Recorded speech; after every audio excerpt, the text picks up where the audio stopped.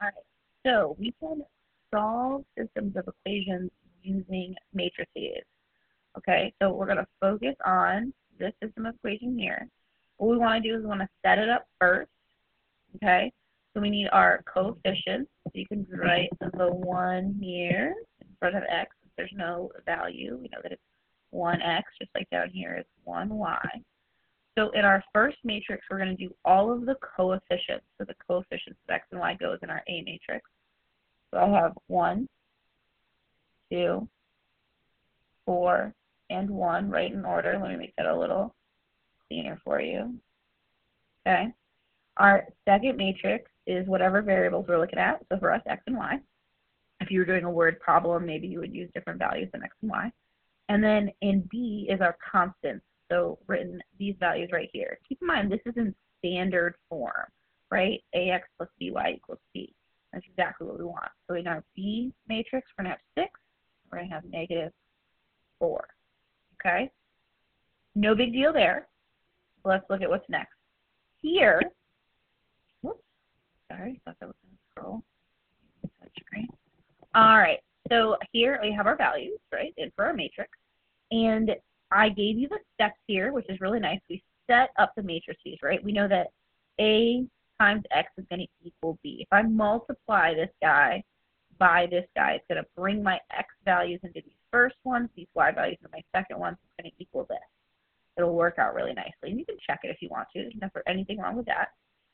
And if I want to undo A to figure out what my X values equal, I would need to take the inverse of A, okay?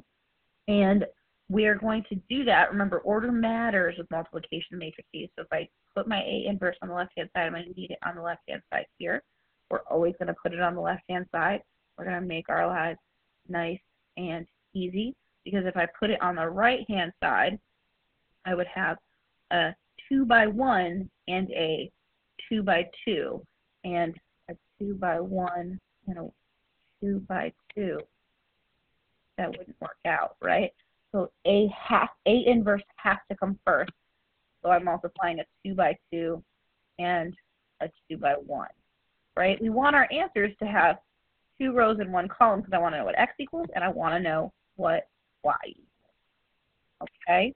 So basically what's going to happen is these guys here are going to cancel out, and all you're going to need to calculate is this guy.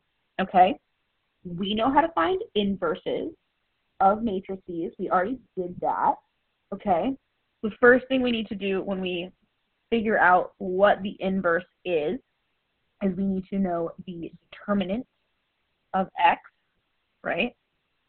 So let's see that first. Figure out what the determinant of A. I need to know what that is. So 1 times 1 gives me 1. 2 times 4 gives me 8. 1 minus 8 is going to give me -7. So my determinant here is -7. That's going to help me figure out the inverse of my matrix, right? So remember, I take 1 over my determinant, and I have to flip these two values over, and they're the same, so that doesn't end up mattering too much here.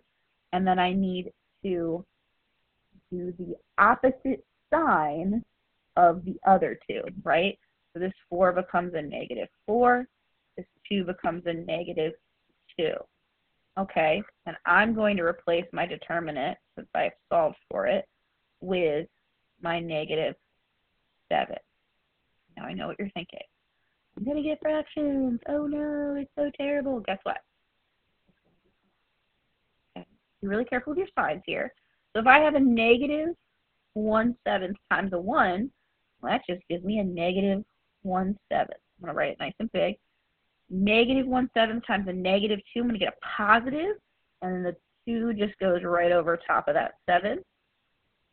-1/7 times a -4 is going to give me a +4/7, and then -1/7 times 1 is going to give me a -1/7. So right there, we have our A inverse matrix. okay? So we want to take this matrix and multiply it by these numbers. It's not going to be bad. I promise you it's going to work out nice. Okay? So I'm going to rewrite my inverse matrix over here. So I'm going to have my A inverse times my B.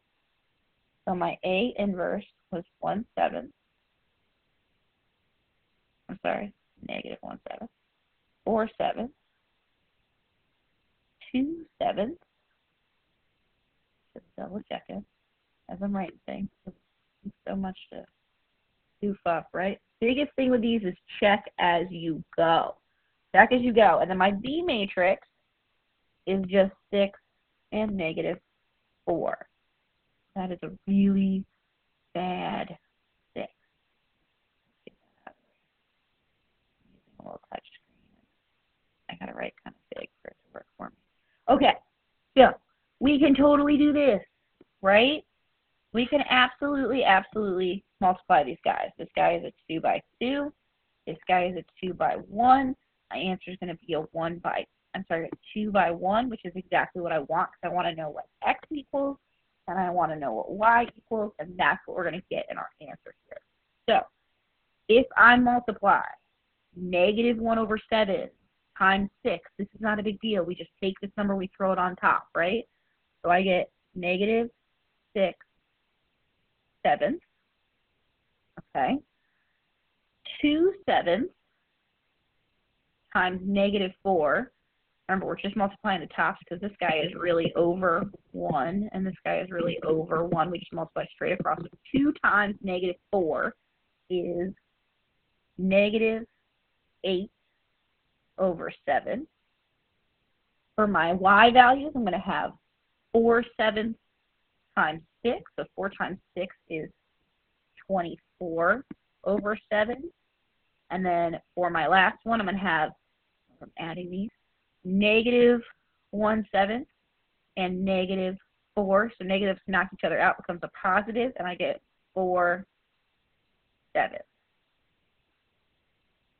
Shoo. A little more space here. Okay. If I add these buttes together, I just have to add straight across the fraction. My denominator stays the same. Denominators are like units. You can view it as centimeters or inches or feet or bananas or whatever. It could be units. If you're 7, size. Okay. So negative 6 plus negative 8 gives me negative 14. Oh, that's nice. And 24/7 and 4/7. So I'm still going to have 7. 24 and 4 gives me 28. Ooh, that's nice too. Guys, I'm excited. It's going to work out. Negative 14/7, that's just negative 2. 28/7, that is just 4. Okay? Not that bad. Not that bad, right? So that means that the answer to my solution here is negative 2, 4. All right? You can totally handle it. On the back of this guy, I'm going to make it a separate video. We're going to look at what if it's a system with 3 variables. Oh no!